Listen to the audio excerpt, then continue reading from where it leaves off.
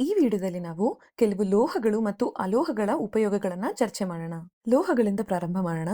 ಲೋಹಗಳನ್ನ ಶುದ್ಧ ರೂಪದಲ್ಲಿಯೂ ಇತರ ಲೋಹಗಳು ಅಥವಾ ಅಲೋಹಗಳೊಂದಿಗೆ ಸಂಯುಕ್ತ ರೂಪದಲ್ಲಿಯೂ ಬಳಸಲಾಗುತ್ತೆ. ಕೆಲವು ಶುದ್ಧ ಲೋಹಗಳ ಉಪಯೋಗವನ್ನ ನೋಡೋಣ.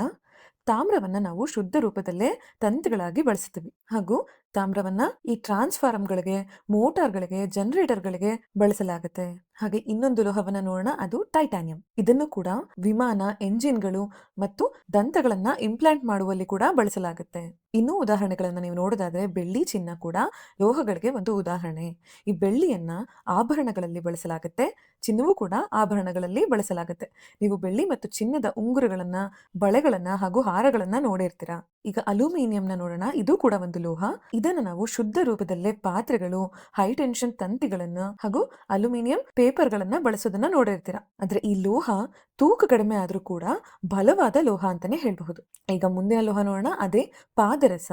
ಇದು ಕೋಣ ತಾಪಮಾನದಲ್ಲೂ ಕೂಡ ದ್ರವದಲ್ಲಿರುವಂತಹ ಏಕೈಕ ಲೋಹ. ಹಾಗೆ ಇದರ ಉಪಯೋಗ ಅಂದ್ರೆ ತಾಪಮಾನ ಅಥವಾ ಒತ್ತಡವನ್ನ ಅಳೆಯಲು ಬಳಸುವ ಯಂತ್ರ ಅಂತಾನೆ ಹೇಳಬಹುದು. ಮುಂದಿನ ಲೋಹವನ್ನ ನೋಡೋಣ, ಅದು ಕ್ರೋಮಿಯಂ. ಇದು ಒಂದು ಹೊಳೆಯುವ ಮತ್ತು ಸುಲಭವಾಗಿ ಕಳಚಿ ಹೋಗದ ಲೋಹ ಅಂತಾನೆ ಹೇಳ್ಬಹುದು. ಇದನ್ನ ಇತರ ಲೋಹಗಳ ಮೇಲೆ ಲೇಪಿಸೋದಕ್ಕೆ ಬಳಸಲಾಗುತ್ತೆ ಹಾಗೂ ಇದನ್ನ ಕೈಗಾರಿಕಾ ಸಾಧನಗಳಲ್ಲೂ ಕೂಡ ಲೇಪಿಸಲಾಗುತ್ತೆ. ಯಾಕಂದ್ರೆ ಇವುಗಳು ತುಕ್ಕು ಹಿಡಿಯೋದಿಲ್ಲ.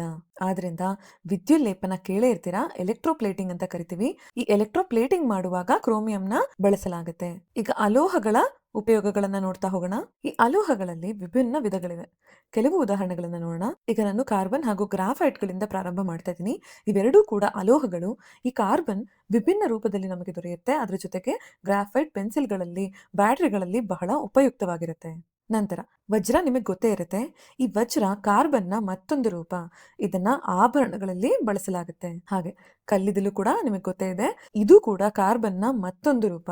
ಆಕರ್ಷಕವಾಗಿದ್ರೂ ಕೂಡ ವಿದ್ಯುತ್ ಉತ್ಪಾದನೆಗೆ ಬಹಳ ಉಪಯುಕ್ತವಾಗಿರುತ್ತೆ ಹಾಗೂ ನಮ್ಮ ದೈನಂದಿನ ವಿದ್ಯುತ್ ಅವಶ್ಯಕತೆಗಳನ್ನ ಕಲ್ಲಿದ್ದಲು ಪೂರೈಸುತ್ತೆ. ಮುಂದಿನ ಅಲೋಹಕ್ಕೆ ಹೋಗೋಣ, ಅದೇ ಸಾರಜನಕ ಅಂದ್ರೆ ನೈಟ್ರೋಜನ್. ಈ ನೈಟ್ರೋಜನ್ ನಮ್ಮ ಸ್ನಾಕ್ಸ್ ಗಳಲ್ಲಿ ಬಳಸಲಾಗುತ್ತೆ. ಹಾಗಂತ ಈ ನೈಟ್ರೋಜನ್ ನಾವು ತಿನ್ನೋದಿಲ್ಲ, ಆದ್ರೆ ಅದು ಸ್ನಾಕ್ಸ್ ಗಳನ್ನ ತಾಜಾ ಇಡುತ್ತೆ. ಅಂದ್ರೆ ಇದರಲ್ಲಿರುವಂತ ತಿನ್ನುವ ವಸ್ತುಗಳು ಹಾಳಾಗದೆ ಇರಲಿ ಅಂತ ಇದನ್ನ ಒಂದು ಪ್ರಿಸರ್ವೇಟಿವ್ ಆಗಿ ಬಳಸಲಾಗುತ್ತೆ. ಹಾಗಾಗಿ ಪ್ಯಾಕೆಟ್ ನ 85% ಅಷ್ಟು ನೈಟ್ರೋಜನ್ ನ ತುಂಬಿರ್ತಾರೆ. ಈಗ ಮುಂದಿನ ಲೋಹಕ್ಕೆ ಹೋಗ್ತಾ ಇದ್ದೀನಿ, ಅದು ಆಕ್ಸಿಜನ್. ಇದ್ರ ಬಗ್ಗೆ ನಾನು ನಿಮಗೆ ಹೇಳಲೇಬೇಕಿಲ್ಲ. ನಮ್ಮ ದೈನಂದಿನ ಜೀವನಕ್ಕೆ ಇದು ಅತ್ಯಂತ ಮುಖ್ಯ. ಇದಿಲ್ಲದೆ ನಾವು ಬದುಕೋಕೆ ಸಾಧ್ಯ ಇಲ್ಲ ಅಲ್ವಾ? ಯಾಕಂದ್ರೆ ಇದಿಲ್ಲದಿದ್ರೆ ನಾವು ಉಸಿರಾಡೋದಕ್ಕೆ ಸಾಧ್ಯ ಇಲ್ಲ, ಬೆಂಕಿಯನ್ನ ಹಚ್ಚೋದಕ್ಕೂ ಸಾಧ್ಯ ಇಲ್ಲ, ಜೊತೆಗೆ ಲೋಹಗಳನ್ನ ಜೋಡಿಸೋದಕ್ಕೂ ಸಾಧ್ಯ ಇಲ್ಲ. ಹಿಂದಿನ ವಿಡಿಯೋದಲ್ಲೇ ನಾನು ಹೇಳಿದ್ದೆ ಅಲ್ವಾ, ಲೋಹದ ಜೊತೆ ಇದರ ಉಪಯುಕ್ತಗಳು. ಹಾಗಾಗಿ ಈಗ ಮುಂದಿನ ಉದಾಹರಣೆಗೆ ಹೋಗ್ತಾ ಇದ್ದೀನಿ, ಅದು ಹೈಡ್ರೋಜನ್. ಇದನ್ನು ನಾವು ಇಂಧನವಾಗಿ ಬಳಸುವ ಅವಕಾಶಗಳೇ ಹೆಚ್ಚು. ಯಾಕಂದ್ರೆ ಭವಿಷ್ಯದಲ್ಲಿ ಕಾರುಗಳು, ಬಸ್ಸುಗಳು ಇದನ್ನ ಇಂಧನವಾಗಿ ಬಳಸಬಹುದು. ಈಗಾಗಲೇ ಕೆಲವು ಕಾರುಗಳು, ಬಸ್ಸುಗಳಲ್ಲಿ ನಾವು ಇದನ್ನ ಇಂಧನವಾಗಿ ಬಳಸ್ತಾ ಇದ್ದೀವಿ. ಆದರೆ ಪೆಟ್ರೋಲ್, ಡೀಸೆಲ್ ಅಥವಾ ಎಲೆಕ್ಟ್ರಿಕ್ ವಾಹನಗಳಷ್ಟು ಇದಿನ್ನೂ ಜನಪ್ರಿಯವಾಗಿಲ್ಲ. ಅದ್ರ ಜೊತೆಗೆ ಇದರ ಇನ್ನೊಂದು ಉಪಯೋಗ ಏನಪ್ಪಾ ಅಂದ್ರೆ ವನಸ್ಪತಿಯನ್ನ ತಯಾರಿಸೋದಕ್ಕೆ ಬಳಸ್ತಾರೆ. ವನಸ್ಪತಿ ಅಂದ್ರೆ ಈ ಹೈಡ್ರೋಜನ್ ಸೇರಿಸಿದ ಸಸ್ಯ ತೈಲ. ಹಾಗಾಗಿ ಮುಂದಿನ ಅಲೋಹಕ್ಕೆ ಹೋಗ್ತಾ ಇದ್ದೀನಿ, ಅದು ಸಲ್ಫರ್. ಈ ಅಲೋಹ ಬಹಳ ಅಪಾಯಕಾರಿ, ಆದರೆ ಸಾಮಾನ್ಯವಾಗಿ ಸಿಗುವಂಥದ್ದು. ಅನೇಕ ಬ್ಯಾಟರಿಗಳನ್ನ ಈ ಸಲ್ಫರ್ದಿಂದ ತಯಾರಿಸಲ್ಪಟ್ಟಿರುತ್ತೆ. ತಯಾರಿಸುವಾಗ ನಾವು ಸಲ್ಫರ್ನ ಸಲ್ಫ್ಯೂರಿಕ್ ಆಮ್ಲದ ರೂಪದಲ್ಲಿ ಬಳಸ್ತೀವಿ.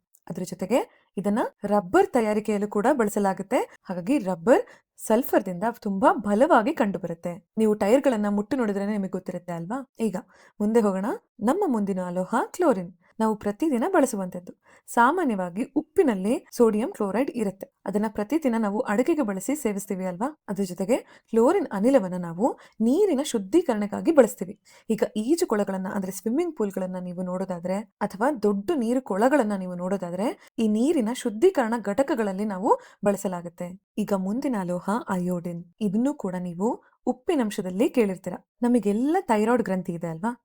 ಈ ಥೈರಾಯ್ಡ್ ಗ್ರಂಥಿ ಸರಿಯಾಗಿ ಕೆಲಸ ಮಾಡಲು ಅಯೋಡಿನ್ ಬೇಕು. ಅದಕ್ಕಾಗಿ ನಾವು ಉಪ್ಪಿಗೆ ಅಯೋಡಿನ್ನ ಸೇರಿಸಿ ಅಯೋಡೈಸ್ಡ್ ಉಪ್ಪನ್ನ ತಯಾರಿಸ್ತೀವಿ. ಹೀಗಾಗಿ ನಮ್ಮ ಥೈರಾಯ್ಡ್ ಗ್ರಂಥಿ ಸರಿಯಾಗಿ ಕೆಲಸ ಮಾಡೋದಕ್ಕೆ ಈ ಅಯೋಡಿನ್ ಸಹಾಯ ಮಾಡುತ್ತೆ. ಹಾಗೆ ಇದರ ಇನ್ನೊಂದು ಉಪಯೋಗ ಏನಂದ್ರೆ ಅದನ್ನ ಪ್ರತಿಜೀವಿಕ ಅಂದ್ರೆ ಆಂಟಿಸೆಪ್ಟಿಕ್ ಆಗಿ ಬಳಕೆ ಮಾಡೋದು. ಯಾವ ರೀತಿ ಅಂದ್ರೆ ಅಯೋಡಿನ್ ಆಧಾರಿತ ಔಷಧಿಗಳನ್ನ ಗಾಯಗಳನ್ನ ಚಿಕಿತ್ಸೆ ಮಾಡಲು ಅಥವಾ ಗಾರ್ಗಿಲ್ ಅಂದ್ರೆ ಗಂಟಲನ್ನ ಸ್ವಚ್ಛ ಮಾಡೋದಕ್ಕೆ ಬಳಸಲಾಗುತ್ತೆ. ಈಗ ಮುಂದಿನ ಅಲೋಹಕ್ಕೆ ಹೋಗ್ತಾ ಇದ್ದೀನಿ, ಅದೇ ಫ್ಲೂರಿನ್. ಈ ಫ್ಲೂರೈಡ್ ಟೂತ್ಪೇಸ್ಟ್ಗಳು ಬಹಳ ಜನಪ್ರಿಯ. ಅಲ್ಲಿನ ಕುಹರೆಗಳನ್ನ ತಡೆಯಲು ಉಪಯುಕ್ತವಾಗಿರುತ್ತೆ. ಟೂತ್ಪೇಸ್ಟ್ನಲ್ಲಿ ಸಾಮಾನ್ಯವಾಗಿ ಕ್ಯಾಲ್ಸಿಯಂ ಫ್ಲೋರೈಡ್ ಬಳಸಲಾಗುತ್ತೆ. ಹಾಗೆ ಬ್ರೋಮಿನ್ನ ಉಪಯೋಗಗಳನ್ನ ನೋಡೋಣ.